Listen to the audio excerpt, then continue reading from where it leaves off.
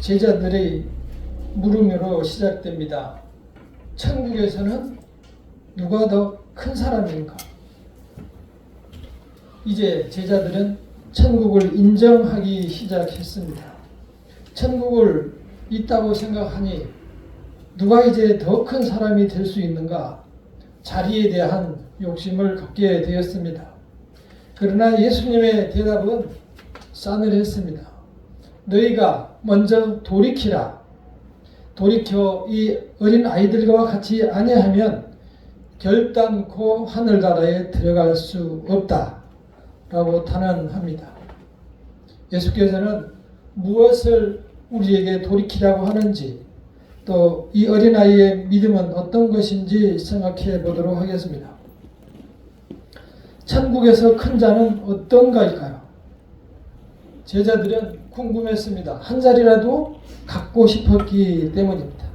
물론 우리는 어떻게 해서든지 천국만 가면 좋겠다 이런 생각하고 살아가지만 제자들은 한 자리라도 갖기를 원했습니다. 자기들은 선택받은 12명이기 때문이었습니다. 그러나 예수님의 대답은 돌이키라 라고 대답하는 것이었습니다. 제자들은 어리둥절했을 겁니다. 아니, 세상에 대해서 우리가 천국에 대해서도 다 알고 있는 걸로 알았는데 지금 이 삶에서 돌이키라고 하니 이게 도대체 무슨 말일까 하는 생각을 갖게 되었습니다. 이것이 마치 우리에게 묻는 것과 비슷합니다.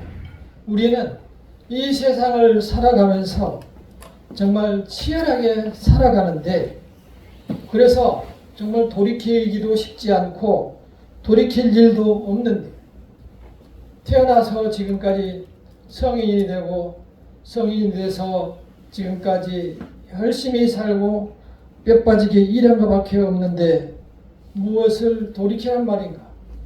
그리고 나는 정말 열심히 살았기 때문에 돌이킨다는 것 자체가 나는 싫다, 반문하고 싶을 것입니다. 그러나 예수께서 돌이키라고 한 것이 무엇인지 생각해야 합니다. 예수님께서는 세상을 열심히 산 것을 돌이키라고 말한 것이 아닙니다. 하나님의 백성, 천국의 시민인 우리에게 세상에서 열심히 산 것이 무슨 의미인가를 생각하라는 것입니다. 우리가 이 세상에서 열심히 살되 다른 길로 가게 되면 하나님께는 천국에는 아무 의미가 없고 자칫 잘못하고는 다른 길로 들어가기 때문입니다. 그럴 수밖에 없습니다. 우리 인간들은 연약하고 죄에 빠지기 쉽기 때문입니다. 주변을 보면 온통 죄 중에 살아갑니다. 우리가 이제 연말이 되면 많은 모임을 갖게 되고 모임에 가면 항상 하는 말이 있습니다. 정치 얘기하고 군대 얘기는 하지 마라. 왜냐하면 이야기를 꺼내면 싸우기 때문입니다. 왜 싸울까요? 특히 내년에 선거가 있어서 온통 매스컴과 주변에서 어쩌고 저쩌고 달립니다. 그리고 국민들도 편을 갈라서 싸우기 시작했습니다. 사실 누가 돼도 우리에게는 크게 영향이 없습니다. 다시 말해서 우리에게 크게 별로 중요하지도 않습니다. 그래서 예수께서는 그러한 우리의 마음을 아시고 세상에 너무 깊이 마음을 두지 말라는 것입니다. 큰 자리는 그러한 데서 오는 것이 아니고 내 자신이 이런 아이처럼 내 자신을 낮추는 데서부터 시작된다는 것입니다. 예수께서 말씀하시는 이 어린아이의 순진무구한 순결한 그러한 측면을 얘기한 것이 아니고 이 어린아이처럼 절대 부모에게서 떨어질 수 없는, 부모와 헤어질 수 없는, 부모만 의지하고 살아갈 수 있는 그 어린아이의 마음을, 심정을 얘기하는 것입니다. 우리가 어렸을 때 대공원이나 에버랜드를 가게 되면 자주 방송이 나옵니다. 빨간 티에 까만 모자를 쓴 아이를 찾고 있습니다. 엄마는 손을 놓친 엄마는 사색이 돼서 뛰어다니고 부르고 어린아이는 엉엉 울면서 이제 엄마를 찾으러 다닙니다. 그렇게 해서 만나면 아이는 아 하고 울게 됩니다. 엄마는 울먹이다가 등을 두드리고 깨닫습니다. 이 엄마와 아이는 결코 둘 다 헤어져서 따로 살 수 없는 마음입니다. 한 몸과 한 마음입니다. 절대 의존하는 마음, 이 마음이 낮은 마음이고 이 마음을 가진 사람이 천국에서 큰 사람이라는 것입니다. 두 번째 천국의 자녀의 조건은 말씀을 살아내는 능력입니다. 세상에는 너무 유혹이 많습니다. 우리 역시 이 세상에 잘 길들여진 사람들입니다. 우리가 함께 읽어보겠습니다. 18장 8절과 9절을 함께 읽어보겠습니다. 시작. 만일 손이나 내 발이 너를 범죄하면 찍어내버리라. 장애인이나 다리 저는 자로 영생에 들어가는 것이 두 손과 두 발을 가지고 영원한 물에 던져지는 것보다 나으니라. 만일 내 눈이 너를 범죄하게 하거든 빼어내버리라. 한 눈으로 영생에 들어가는 것이 두 눈을 가지고 지옥불에 던져지는 것보다 나으니라. 매우 단호하고 냉정하게 말씀하십니다. 그리고 천국과 지옥에 대해서 분명하게 말씀하고 있습니다. 그래서 우리는 어떻게든 이 세상에서 천국 백성으로의 삶을 살아내고 이겨내야 합니다. 어저께 다니엘 기도회에서 개그우먼 조혜련 씨가 나온 것을 보았습니다. 많은 은혜와 감명을 받았습니다.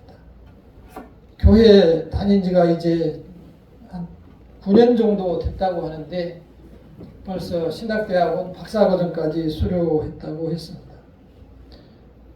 완전한 불교 집안에서 자랐지만 개그맨 이성미 씨의 권유와 또 기도로 이제 주님께로 돌아왔다고 하는데 처음에는 아주 자기를 위해서 기도한다고 하니까 이성미 씨의 전화번호까지 지워버릴 정도로 아주 극하게 반대를 했었는데 결국은 자기가 실패하고 일본과 중국을 돌아다니면서 힘들 때 아마 주님을 만난 것 같습니다. 불교 과정에서 자랐기 때문에 그 부모님도 형제들도 전부 철저한 불교인들이었습니다. 어머니는 77세 될 때까지 철저한 불교인이었다고 합니다. 이제 아이를 7녀 1남을 낳기 때문에 어머니는 허리가 너무 굽어지고 허리가 아파서 휠체어를 타야 했고 또한 몸이 안 좋아져서 소변기를 꽂고 다녀야 될 상황이 됐다고 합니다. 그렇게 해서 아마 1, 2년을 보낸 것 같습니다. 근데 77세 때에 하나님을 영접하고 나서 지금까지 한 5년 3개월 동안 성경을 56독을 읽었다고 합니다. 그러니까 27일마다 성경을 한 번씩 읽었다는 것입니다. 매일 일어나서 하루에 7시간, 10시간씩 성경을 큰 소리 내서 이렇게 통독을 하다 보니 어느새 소변줄도 빼게 되고 유모차를 타고 다녔으나 유모차를 밀고 다니게 되었다고 하더라고요. 결국은 우리는 하나님을 알아야만 하나님을 전적으로 의존하게 됩니다. 그래서 우리가 말씀을 읽는 것을 게을리해서는 안 됩니다. 하나님을 알아야만 하나님을 따르게 되고 하나님을 사랑하게 되고 그 말씀대로 살아가려고 노력할 때 이러한 능력이 나타나게 되는 것입니다. 아멘. 그리고 우리는 행복한 인생을 살아가게 됩니다. 우리가 전적으로 말씀에 의지하는 하나님의 자녀로 살아가야 할 것입니다. 아멘. 두 번째는 우리가 유혹에 넘어가지 않도록 다른 사람에게, 첫째는 우리 자신이 다른 사람을 미혹시키지 말아야 합니다. 성경에서는 어린아이를 미혹하지 말라 하면서 어린아이들을 미혹하면 연자맷돌을 목에 들이워서 빠뜨리는 것이 낫다라는 아주 격한 표현을 했습니다. 이 세상에는 참으로 미혹하는 사람들이 많습니다. 그리고 그것이 보편화되어 있습니다.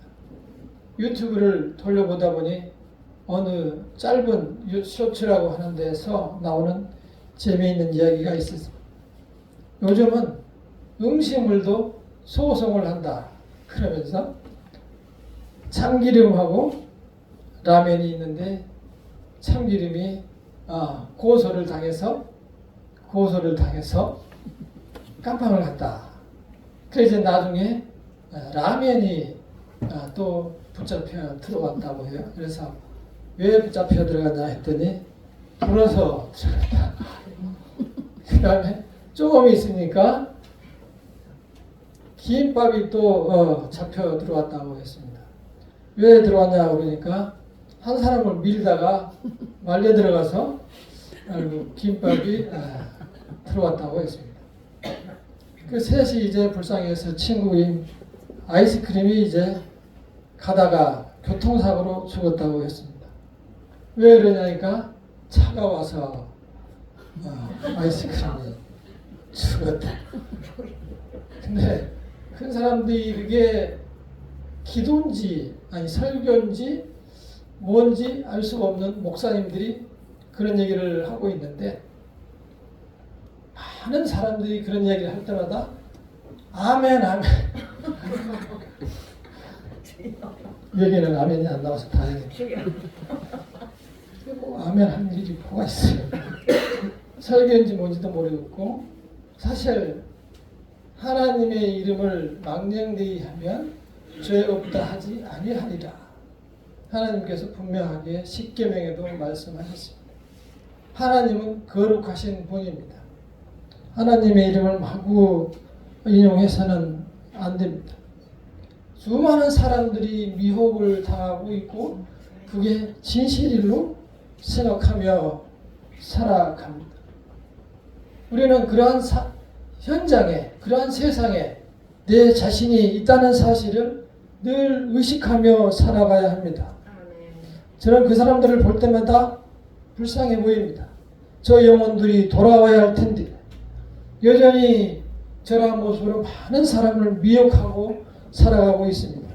성경에서는 분명히 연자맷돌에 메어서 아이를 던지는 것과 마찬가지다. 결국 그 벌이 자기한테 가는 것입니다.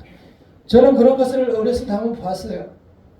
시골에서 옛날에 저수지 앞에서 무슨 뭡니까? 이렇게 점을 보는데 점쟁이가 한참 징을 두드리고 뭐 이렇게 하다가 마지막 순서에 달개다가 큰 돌을 매가지고 그 저수지 한가운데로 집어 던지는 걸 봤어요. 제가 어렸을 때 봤으니까 매우 잔인한 그 모습으로 저희 가슴에 지금도 남아 있습니다. 아마 그런 절차가 정치인데 있는가 봅니다. 돌을 매달아서 던져버리면 어떻게 되겠어요? 그런데 그 돌 중에서도 가장 큰 연자맷돌을 달아서 던지는 것과 마찬가지다. 아마 그런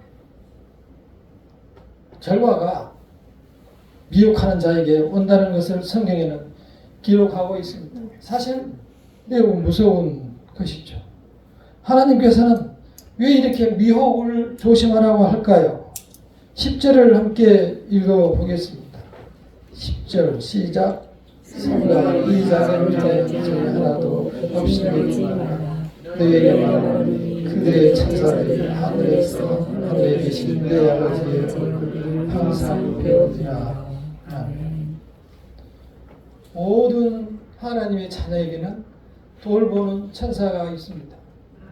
그 돌보는 천사가 늘 그 자녀를 위해서 하나님 앞에서 기도하고 하나님께 아뢰고 보호를 요청합니다.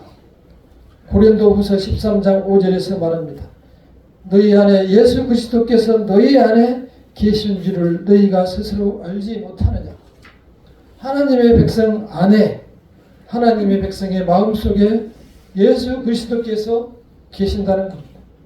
우리의 마음속에 예수께서 계시고 우리 주변에 성령께서 함께 하시고 하늘에서 천사들이 하나님께 우리를 보호로 요청하시고 그러한 삶이 하나님의 자녀들의 삶입니다. 그 하나님의 마음을 오늘 말씀을 통해서 기억하시기를 바랍니다. 그 마음을 예수께서는 이렇게 비유로 말씀하십니다. 100마리의 양을 치는 목자에 비유하고 있습니다.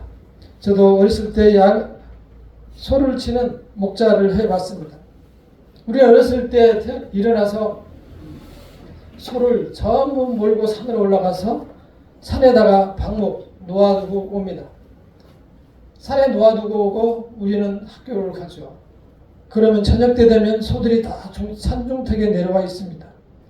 우리는 학교를 마치고 학원을 가는 게 아니고 산을 올라가서 그 소를 이제 다 데리고 오는데 가보면 우리 소만 없을 때가 있습니다. 다 있는데 우리 소만 없습니다. 해는 지고 화장실에 가고 싶고 다들 내려가고 가로등 거 하나도 없고 캄캄해집니다.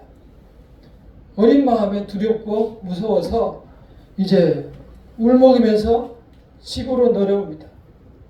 물론 소가 없이 다른 아이들은 다 소를 몰고 오는데 소가 없이 내려올 때가 있습니다. 그 시간에 다시 아버지랑 이제 후레쉬를 들고 산으로 올라갑니다. 저 산 속에 가보면은 소가 그 시간까지 혼자 풀을 뜯고 있습니다. 방울을 그래서 소에게 달아놓는 것입니다. 찾아오도록. 찾아올 때 우리는 정말 한숨을 편히 쉬고 편한 잠을 잘 수 있습니다. 이 마음을 예수께서 성경에 이렇게 기록하고 있습니다. 양을 100마리를 치는 목자가 있는데 99마리 있고 한 마리를 잃었다. 양은 털이 곱슬해서 나무에 잘 걸리기 쉽고 물에도 아주 약합니다. 그리고 눈이 잘 보이지 않습니다. 근시안이라고 합니다. 그래서 늘 앞에 있는 양을 따라가야 하고 보호자가 없이는 살 수 없는 것이 양입니다.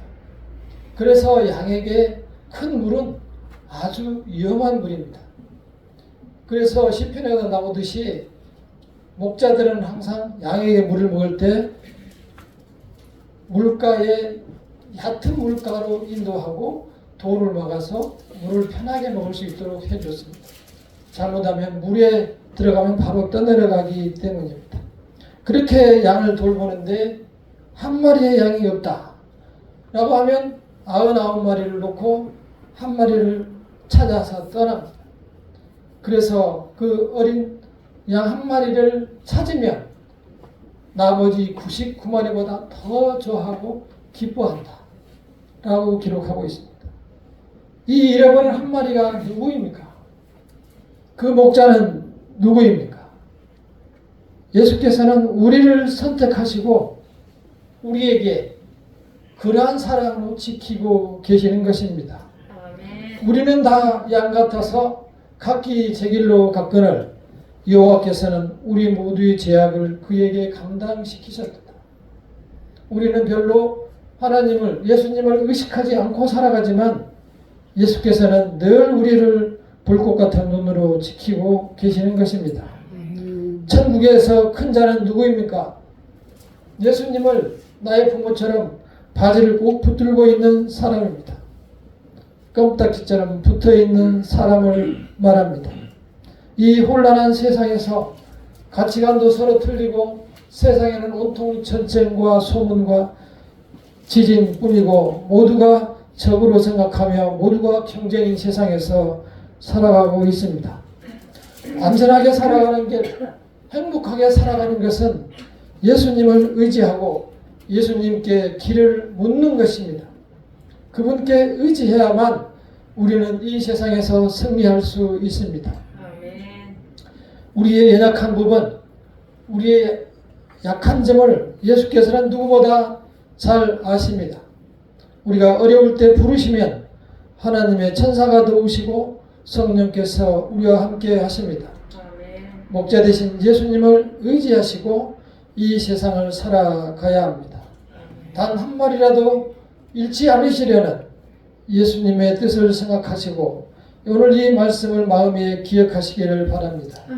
세상에서는 많은 사람과 많은 일들, 많은 물질들이 있지만 그 중에서 우리를 하나님의 자녀로 부르셨고 또한 하나님이 택한 백성에는 분명하게 지킨다는 사실을 오늘 말씀으로 약속하고 있습니다. 그 주님을 의지해서 이 세상에서 승리하시기를 간절히 축원합니다. 기도하겠습니다.